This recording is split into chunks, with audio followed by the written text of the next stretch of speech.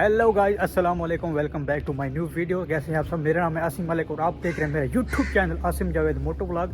और ये लो as usual जैसे कि मैं व्लॉग शुरू करता हूँ कभी अपने टाँ शुरू कर देते हैं। तो भाई साहब, आज हम काफ़ी दिनों के बाद एक छोटी सी मोटो राइड करने वाले हैं।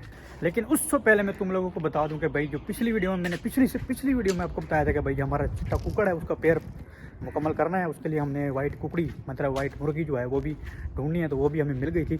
तो वो अभी सामने ही मैं तुम लोग को दिखाता हूँ। भाई ये चेक करो, हाय हाय हाय हाय। भाई मुर्गा भी उधर भागा हुआ है दूसरी तरफ, तो वो अभी नहीं दिखा सकता। तो इसको थोड़ा मैं दाना वाना डाल दो, फिर चलते हैं। हेलो जी, दाना खाओ, आ जाओ, ये लो जल्दी से आ जाओ, ये लो ये लो ये लो, खा लो। अभी भाई ये थोड़ी सी ना डरती है क्योंकि नहीं अभी यहाँ पे है।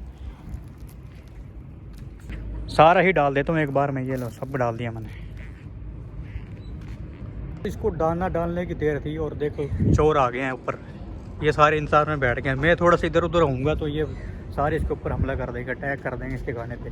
तो जब तक ये खाने लेती मैं यहीं पे रुकता हूँ।